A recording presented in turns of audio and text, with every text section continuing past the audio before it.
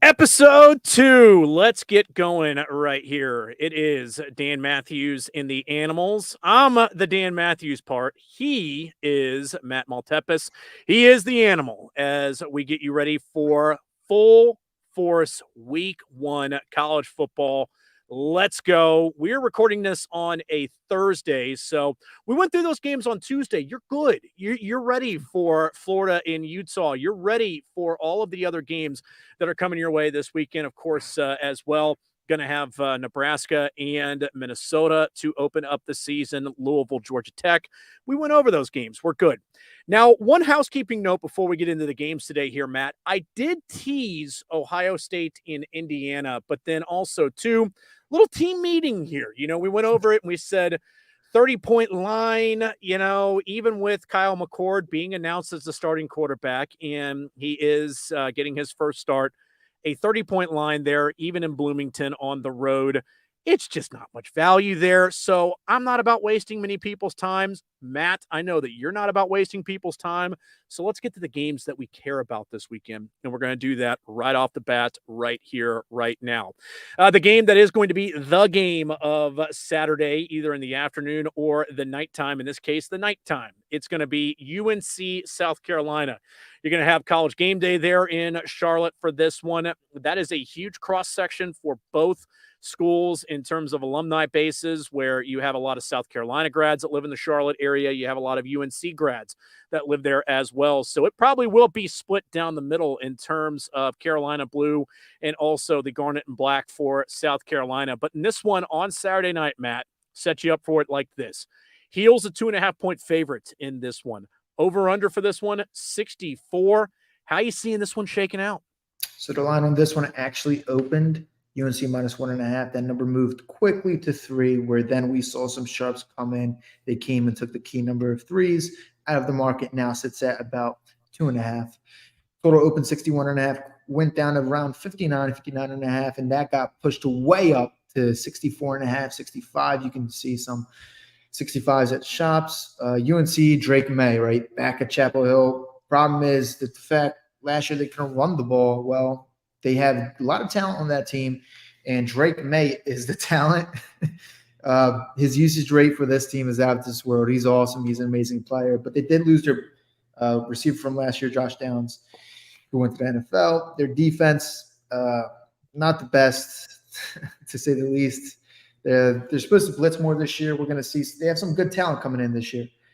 They have a solid D-line, some guys at linebacker. They did a good job in the portal with the secondary, so I do expect them to be better, but they're still going to be one of the weaker defenses by far in the ACC, in my opinion. I think what kills this team, to be honest, is the coaching.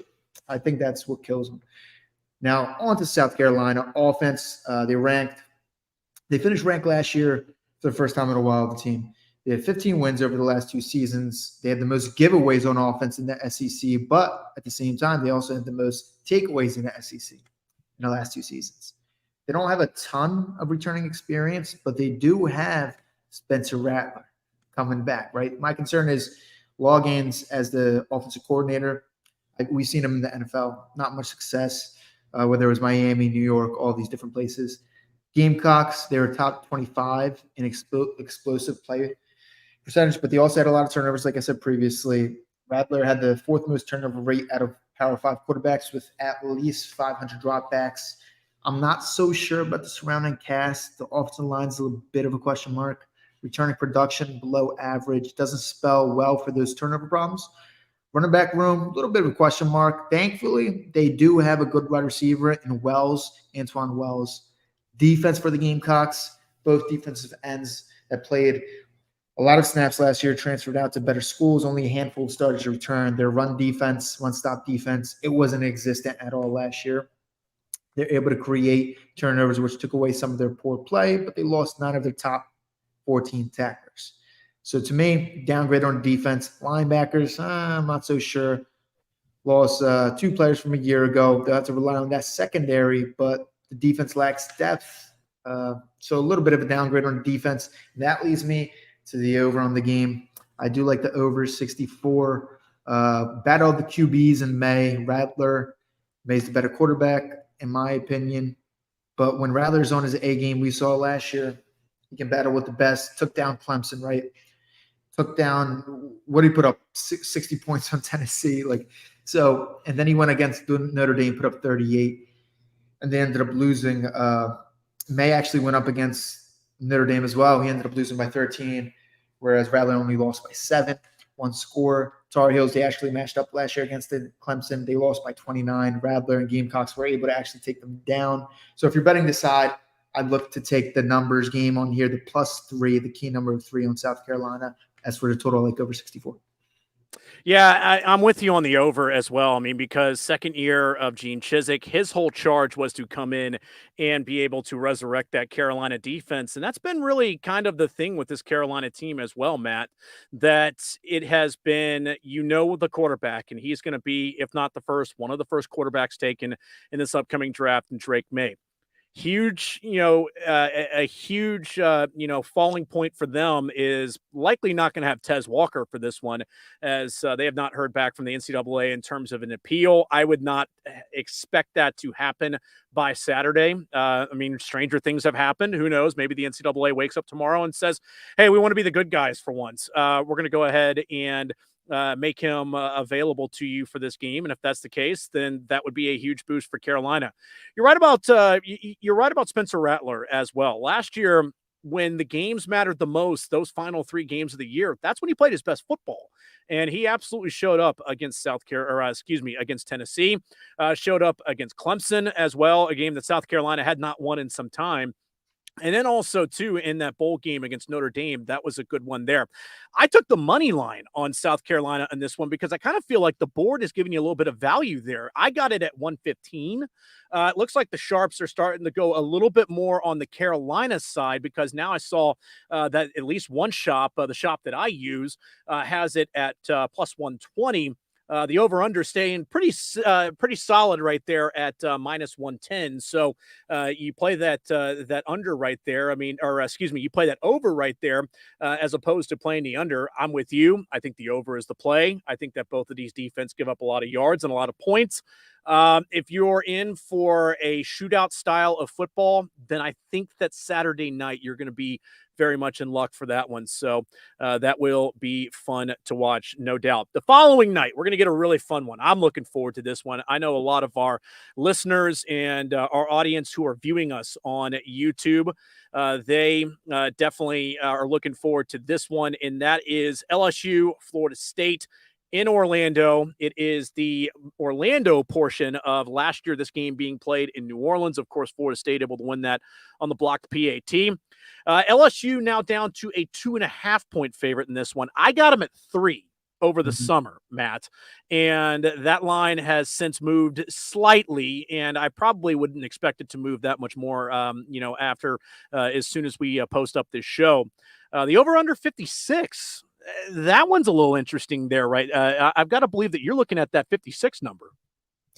So this side, first of all, the side open LSU -3, right? Now you're seeing some 2s, 2.5s in the market. Total open 56. Actually went as high as 58 and dropped back down to where it now sits again at 56. Florida State team, they ranked number 1 in returning production coming into the season. We're looking at an offense that has improved. They're versatile. Jordan Travis could be one of the most probably improved quarterbacks that we've seen in the last couple of years. I mean, if you see the jumps year by year, so year-to-year improvement for the kid has been night and day. Skill positions, they're set up well. Wide receivers are deep. They have some big guys out there. Johnny Wilson, I believe he's like 6'6", 6'7", huge. Keon Coleman came from the transfer portal. He's 6'4". They have some good guys in the receiving room. Offensive line, my opinion, how this program back a couple of years back. Last year they were solid, but coming in this year they have 207 career starts, the most in the history of college football. So I don't know if they're going to be top 5 offensive, in the country, but by any means. But I would put them top 25, top 20. Defensive line for this team, strength. Linebackers solid. Weakest group to me has to be the secondary on defense, but they have some nice size up front and get some pressure off the edge. They brought in some quality transfers. Look at LSU coming into the season, Tigers team. I've said it. I made videos before talking about how talented this team is. They're probably one of the most talented teams in the nation, if not the most talented team in the nation, with returning starters bringing back over 80% of their offensive production. Both teams are looking to have monster seasons. I believe it's going to be a close one. So you're probably going to want to get your popcorn ready. It's a good matchup. However, I do love this LSU team. But if you can find +3 on the Seminoles, that's where I'd put my money.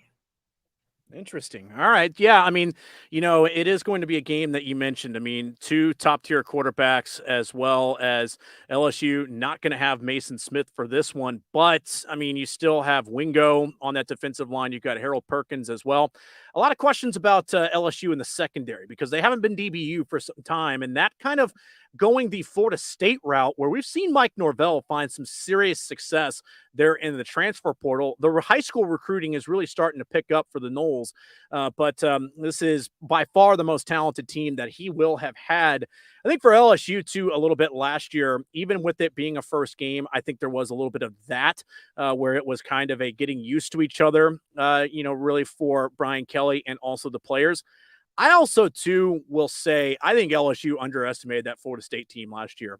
And from LSU people that I have talked with, they've said this game is circled. Let me tell you a quick story before we get on to Clemson and Duke. Johnny Manziel, when he and Texas A&M went into Tuscaloosa and beat Alabama a few years ago, that entire offseason, Alabama put up photos. The strength and conditioning staff, who the strength coach at the time was Scott Cochran, they put up the highlights of the game during their summer workouts, i.e., they had that game circled.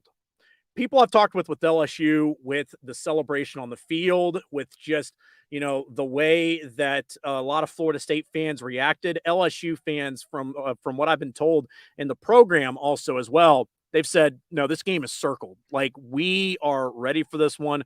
We're going to see them coming a mile away. We're going to be prepared for this one. So, second year of Brian Kelly. The first year was a great return. We'll see what it looks like on Sunday night. It'll be a lot of fun for that one. Let's close it out here really quick.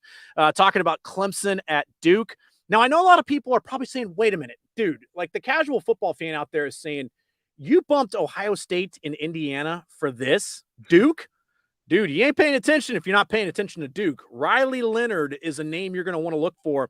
Also, Cade Klubnik. I was reading up on Klubnik a little bit. I had a chance to see him. I'm friends with some of his family members here in Texas, and I got to see him play at Austin Westlake High School, same high school that produced Drew Brees, Nick Foles, Sam Ehlinger. So there is a proud quarterback lineage there in the Austin area, and he chooses to go to Clemson. Last year got a little bit of a cup of coffee as the starter. Not as great a performance against Tennessee. I think they were overmatched in that game.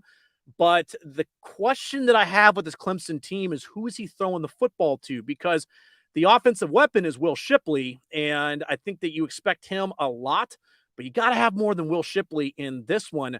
Clemson, a 13.5-point favorite in Durham on Monday night. The over-under set at 55 and a hook. Matt, how you seeing it? This game opened Clemson -11.5, right? 12-ish. That moved to 13.5, as you just said. Total open 58, 57.5, and is now down to 55. So in my opinion, this Clemson team is going to be better than the last couple of years. I think they're pretty damn good. It won't be as good as Deshaun Watson days, but it's going to be better than last year. I think one of the biggest changes was bringing in Garrett Riley, who's now the offensive coordinator, right? I think that's definitely an upgrade. Offensive line, we have 4 starters, right? Returning starters. Big positive. Top 10 in schedule adjusted line. Yards created last year. They just need to clean up their pass protection, but a guy like Blake Miller should progress at tackle. 4 returning starters equals more stability, right? Run game, I think it has a little bit more explosiveness. The problem here is, like you said earlier, wide receiver group concerns in terms of getting separation. So to me, it's definitely cause a concern, but they have a nice tight end, which should help out that a little bit, ease it a little bit. Defense coordinator, Wes Goodwin, right? Tied for 4th in nation in sacks last year. They've been top 10 in sacks since 2014. He lost a good amount of all ACC players into the NFL draft. They were outside top 75 in explosive pass plays, which is, they're susceptible chunk yardage. 8 returning starters, good though. 2 great linebackers, Trotter, Bear, Carter. So should be some progression there. Duke now, that offense, most wins in a season since 2014, right? Elko enters his 2nd season, did a great job. They had some turnover luck last year, in my opinion, especially with the fumbles. They lost their defensive coordinator from last year. They have great returning production, which is going to help this team. But I just don't think they have the depth they need to compete as much this season the way they did last year, especially with the turnover, luck, and those fumbles and whatnot. I actually like Clemson here, minus the 13. Yeah, I mean, this is a Clemson team, too, that you talked about Garrett Riley taking over in the offseason. And a buddy of mine who covers Clemson talked about that pretty much Dabo's real epiphany, if you will, because Dabo was a guy that liked to promote from within in his program. And his epiphany was at Notre Dame last year when they got doors blown off by the Irish up there in South Bend, where he basically said in the post-game press conference, this has to change in terms of the offense. We got to get back to what we were. Funny enough, over the offseason, it's one of those things. You want to be rich, do what rich people do. He calls up Lincoln Riley and says, hey, you got anybody in mind that would be a good OC hire for me? Lincoln straight up goes, yeah, my brother, he'd be interested. Give him a call. Because I think Dabo's probably thinking, wait a minute, he just came off the national championship game at TCU. He's in a good spot that if he has a couple of more good years, he gets his own shop to run. And he, sure enough, calls up Garrett Riley and says, would you like to come to the upstate of South Carolina? And he said, yeah, absolutely, I would.